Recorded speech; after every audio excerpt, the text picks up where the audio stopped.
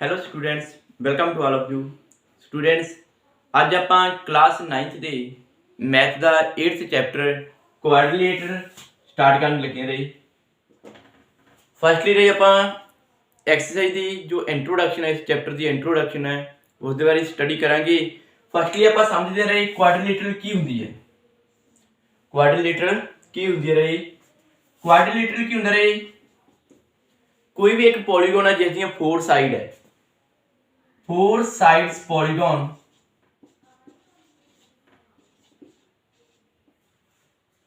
4 side वाली polygon होगी रही। कोई भी देखो आप एक पॉलीगॉन बना रहे थे 4 साइड की, कोई भी इस तरह पॉलीगॉन होगी A B C and D. A B C D एक अपने को पॉलीगॉन है जिस 4 साइड है। क्लीयर? उस तो बाद ਜਿਹੜੇ ਇਸ ਦੇ ਵਿੱਚ वर्टेक्स कितने हैं?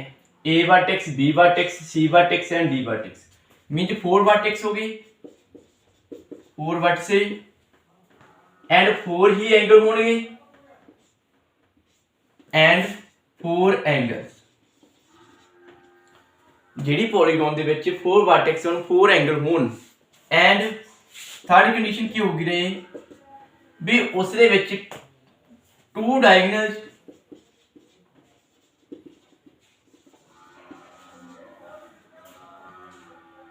टू डायगोनल किहड़े है? AC and BD, AC and BD ये वाले डायगोनल है। AC एंड BD डायगोनल जिहड़े वो क्या है? इनसाइड द पॉलीगॉन होने चाहिए। 2 diagonal AC and BC inside the polygon. ਜਿਹੜੀ ਪੋਲੀਗਨ ਦੇ ਵਿੱਚ ਰਹੇ ਇਹ ਵਾਲੀਆਂ ਕੰਡੀਸ਼ਨ ਹੋਣਗੀਆਂ ਉਸ ਪੋਲੀਗਨ ਨੂੰ ਆਪਾਂ ਕਰ ਬੋਲਾਂਗੇ ਕੁਆਡਰੀਲੇਟਰ ਪੋਲੀਗਨ। ठीक है, इस शेप ਨੂੰ ਇਹ ਬੋਲਦੇ ਆਪਾਂ ਕੁਆਡਰੀਲੇਟਰ। ਕਲੀਅਰ? ਇੱਕ ਹੋਰ ਐਗਜ਼ਾਮਪਲ ਦੇ ਰਹੀ ਸਮਝਦੇ ਰਹੇ ਜਿਹੜੀ ਪੋਲੀਗਨ ਨਹੀਂ ਹੈ ਆਪਣੇ ਕੋਲ। ਮੀਨਸ ਆਪਣੇ ਕੋਲ ਕੋਈ ਇਦਾਂ ਦੀ ਸ਼ੇਪ ਆ ਜਾਂਦੀ ਹੈ।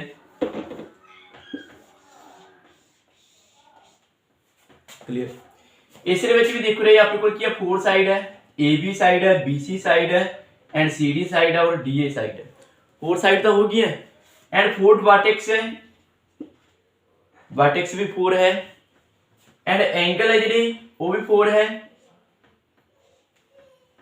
बट जेकर आप AC एंड BD डायगोनल ਨੂੰ देखते हैं तो वो डायगोनल की रहे दोनों डायगोनल है ਜਿਹੜੇ ਇਹ ਕੀ ਆਪਣੇ ਕੋਲੇ ਪੋਲੀਗਨ ਦੇ ਇਨਸਾਈਡ ਲਾਈ नहीं करते, मीन ਵਿੱਚ ਲਾਈ नहीं करते। जो आ BD डायगोनल है ਇਹ ਕੀ ਹੈ? ਪੋਲੀਗਨ ਤੋਂ ਬਾਹਰ ਆ ਰਿਹਾ ਹੈ, इसलिए this is not a quadrilateral. Clear? I hope ਤੁਹਾਨੂੰ ਕੁਆਡਰੀਲੇਟਰ ਬਾਰੇ ਪਤਾ ਲੱਗ ਗਿਆ ਹੋਊਗਾ ਰਹੇ ਵੀ ਜਿਹੜੀ ਪੋਲੀਗਨ ਦੇ ਵਿੱਚ 4 ਸਾਈਡ ਹੁੰਦੀਆਂ, 4 ਐਂਗਲ ਹੁੰਦੇ ਆ, 4 ਵਰਟਿਸਿਸ ਹੁੰਦੇ ਆ ਐਂਡ ਜਿਹੜੇ ਦੋਨੋਂ ਡਾਇਗੋਨਲ ਹੈ ਇਹ ਪੋਲੀਗਨ ਦੇ ਵਿੱਚ ਲਾਈ ਕਰਦੇ ਹੋਣੇ ਚਾਹੀਦੇ ਆ, ਤਾਂ ਆਪਾਂ ਉਸ ਨੂੰ ਬੋਲਾਂਗੇ ਕੁਆਡਰੀਲੇਟਰ। नेक्स्ट अपना टॉपिक है रे angle sum property of quadrilateral. कोई एक क्वाड्रिलेटर है रे अपने कोल कोई भी एक इदा क्वाड्रिलेटर अपने कोल ABCD ਤਾਂ एंगल सम प्रॉपर्टी ਦੇ ਅਕੋਰਡਿੰਗ ਕੀ ਰਹੇ ਵੀ ਕੋਈ ਵੀ ਇੱਕ क्वाड्रिलेटर है ਉਸ ਦੇ एंगल ਦਾ ਜੋ ਸਮ ਹੈ ਉਹ ਕਿੰਨਾ ਹੁੰਦਾ ਆਪਣੇ ਕੋਲ? 360 degree. Mean J angle A plus angle B plus angle C plus angle D ये किहदी इक्वल हो रही? 360 डिग्री। देखो क्लियर? अपने इस ਨੂੰ प्रूव करना होवे तो किस तरह प्रूव करांगे? आप ही करते हैं कोई एक डायगोनल ले लेंगे, AC डायगोनल ले लो या BD। आप एक AC डायगोनल ले ले रहे, इस एंगल ਨੂੰ 1 ਦਾ ਨਾਮ ਦਿੱਤਾ, ਇਸ ਨੂੰ 2 ਦਾ ਨਾਮ ਦਿੱਤਾ और इस 3 ਦਾ और इस 4 ਦਾ। ठीक है, तो देखो रे अपन ये पता है sum of angle of a triangle is equal to 180 degree. तो आप किस तरह कह सकते रे angle 1 plus angle 3 plus angle D is equal to 180 degree. Same angle 2 plus angle 4 plus angle B is equal to 180 degree. Clear? इन्हां तीनों angle का सम है जो वो भी 180 डिग्री है और ये वाले 3 एंगल है इन्हां का सम भी कितना अपने कोल 180 degree, because sum of angle of a triangle is equal to 180 80 degree. Sir इन्हां दोनों ਨੂੰ ਆਪਾਂ ਐਡ ਕਰ ਦਿੰਨੇ ਆ, ऐड कर रही है तो adding 1 and 2, adding 1 and 2 we get, तो अपने को क्या आ जाए angle 1 plus angle 2 plus angle 3 plus angle 4 plus angle B plus angle D is equal to 180 degree plus 180 degree. Angle 1 plus angle 2 तो की बन रहा है पूरा ए एंगल बन रहा है, तो अपने को क्या आ जाएगा angle A plus angle 3 plus angle 4 के एंगल बन रहे अपने को सी, तो ये बन गया अपने को angle C plus angle B plus angle D is equal to 360 degree. तो इसनों आप की लिख सकते हैं angle A plus angle B plus angle C plus angle D equal to 360 degree. Clear, इस तरह से आपको पता लग गया है भी कोई भी एक क्वाड्रिलेटरल है उस दे एंगल का जो सम है वो कितना होगा अपने को 360 डिग्री। नेक्स्ट है अपन टाइप्स ऑफ क्वाड्रिलेटरल बारे पढ़ते हैं। टाइप्स ऑफ क्वाड्रिलेटरल,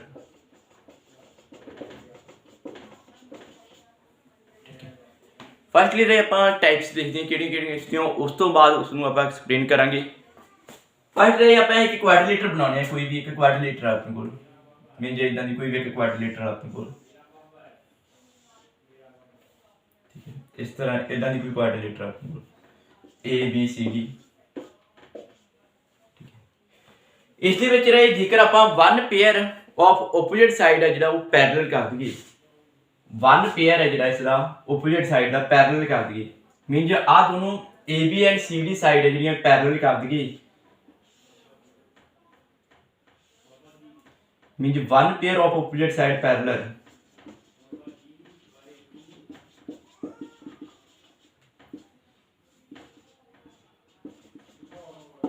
देन की बन रही है अपने कोई ट्रेपीजियम, तो इस शेप को की बोलांगे रही अपन trapezium.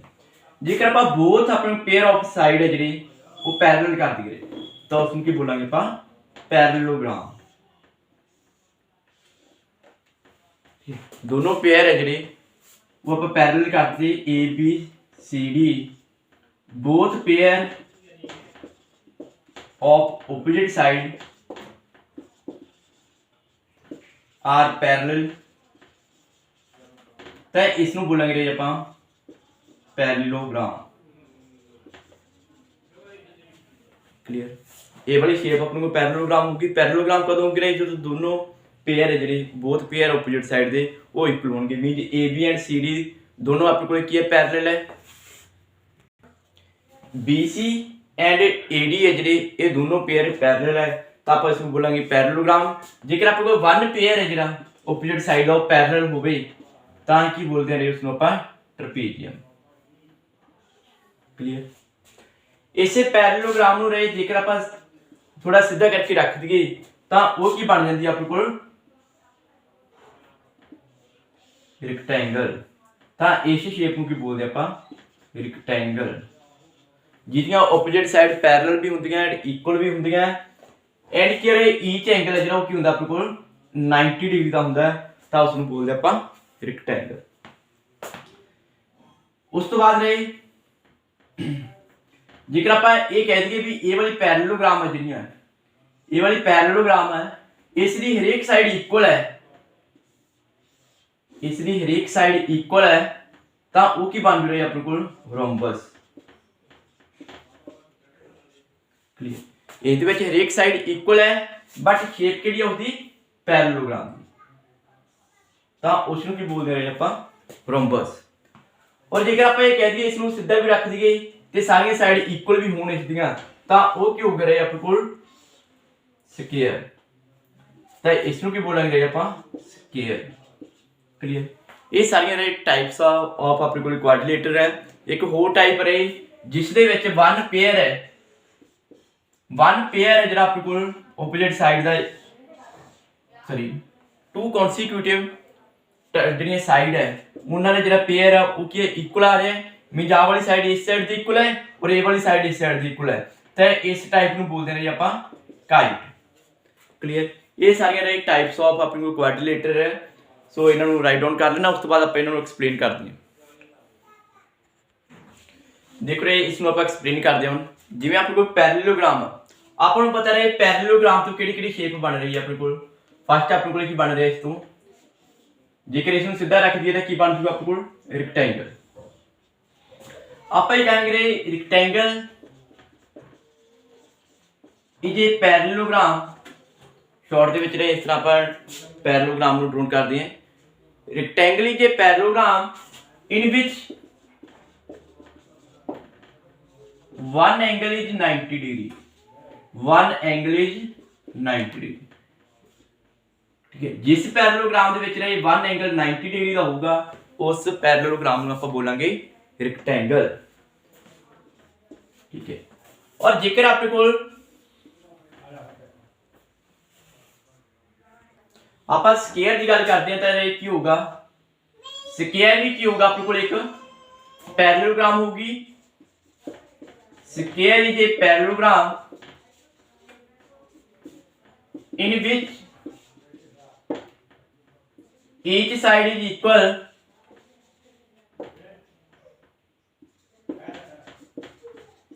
and one angle is 90 degree। Clear, इस जी फोर साइड है सारियां इक्वल होंगी एंड वन एंगल है जिहड़ा वो 90 डिग्री का होता है। आप कह सकते हैं भी स्क्वायर एक पैरेललोग्राम है जिस ऑल साइड यार इक्वल है एंड वन एंगल है जिहड़ा वो अपने को की है 90 डिग्री है। इस साइड की जगह पे आप लिख सकते हैं ऑल साइड यार equal in which all side यार इक्वल एंड वन एंगल है जिहड़ा वो कितना अपने को 90 डिग्री। क्लियर, नेक्स्ट इस तो अपने को टाइप बनी सी रोम्बस दी। रोम्बस दे विच की हुंदा है रोम्बस है जी वो भी की होंगी अपने को एक पैरेललोग्राम होंगी है। रोम्बस इज ए पैरेललोग्राम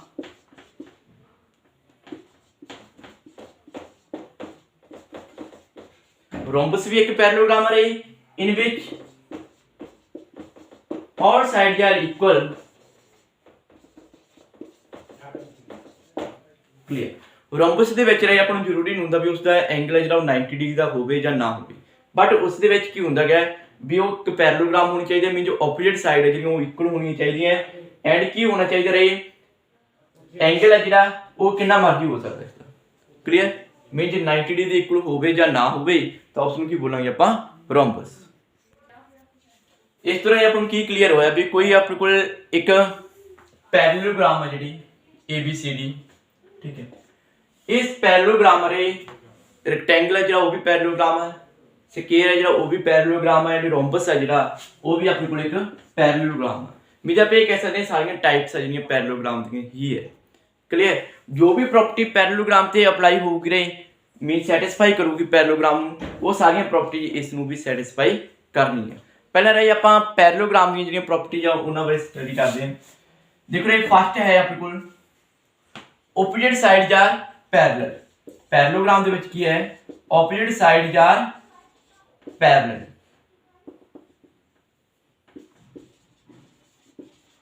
जिहड़ियां ऑपोजिट साइड आ वो की पैरेलल है। सेकंड है ऑपोजिट साइड है जिहड़ियां वो की है इक्वल है। नेक्स्ट जो थर्ड है थर्ड विच की रहे आपको जो डायगोनल है जी इसलिए फर्स्टली तो लिख रहे opposite angles are equal.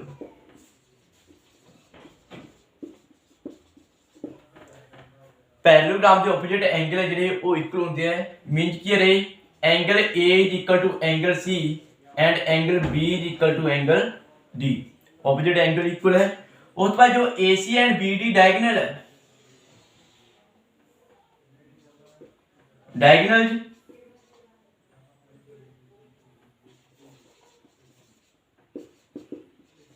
Bisect each other.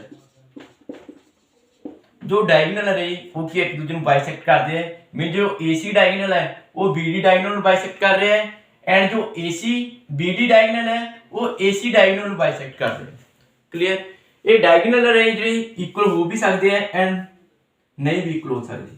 Clear? ਜਾਂ ਥੋੜਾ ਜਿਹਾ ਘੱਟ ਹੁੰਦਾ ਤਾਂ ਇਕੁਅਲ ਹੋ ਜਾਣੀ ਸੀ, ਜਿਵੇਂ ਸਕੁਅਰ ਦੇ ਵਿੱਚ ਡਾਇਗਨਲ ਇਕੁਅਲ ਹੋ ਜਾਂਦੇ ਰਹੇ, ਤਾਂ ਆਪਾਂ ਇਹ ਲਿਖ ਸਕਦੇ ਰਹੇ ਡਾਇਗਨਲ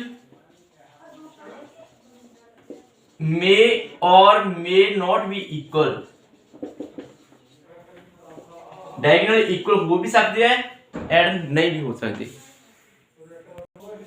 नेक्स्ट है देखो आप इस रेक्टेंगल दी प्रॉपर्टीज पढ़ते हैं। रेक्टेंगल एक पैरेललोग्राम होती है, ठीक है, इन्होंने आप नंबरिंग दे रखी है जी प्रॉपर्टीज अप्लाई होंगे इस आप फर्स्ट देखते हैं opposite side are parallel.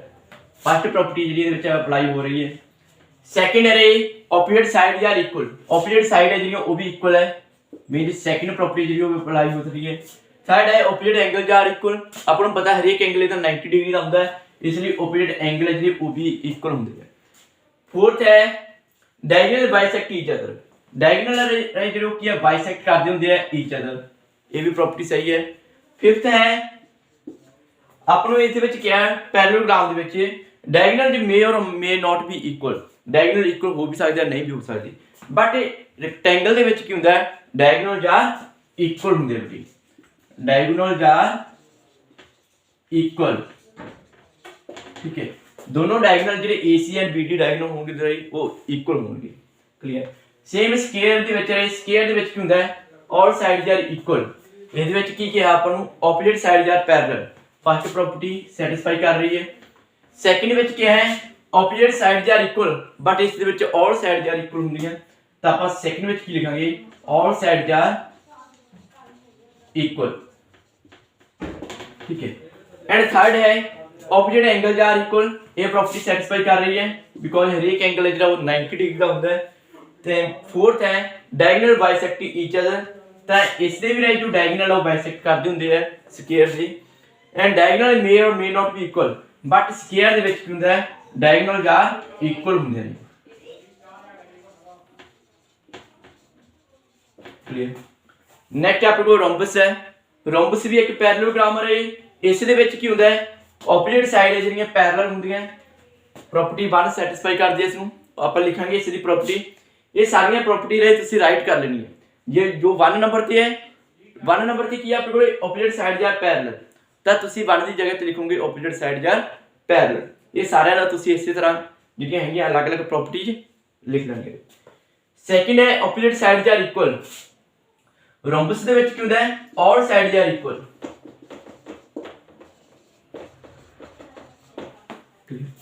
And third है opposite angle are equal. Rhombus विच भी रहे ऑपोजिट एंगल है जो इक्वल होंगे है। थर्ड है फोर्थ है आपको diagonal bisect each other. That is true. Diagonal है जी बाइसेक्ट करते हैं एंड डायगोनल है जी इक्वल हो भी सकते थे, नहीं भी हो सकते। हाँ जी स्टूडेंट्स, जो भी तुहानू हुण टाइप्स करवाइयां गईयां तुसीं इन्हां टाइप्स नू चंगी तरह समझ लेना एंड अपनी नोटबुक के उपर राइट कर लेना। उस तो नैक्सट वाला काम आपां नैक्सट वीडियो दे विच करांगे। सो फिर भी किसी बच्चे को कोई डाउट हो तो तुसीं कॉल या मैसेज करके पूछ सकते हो। थैंक्स।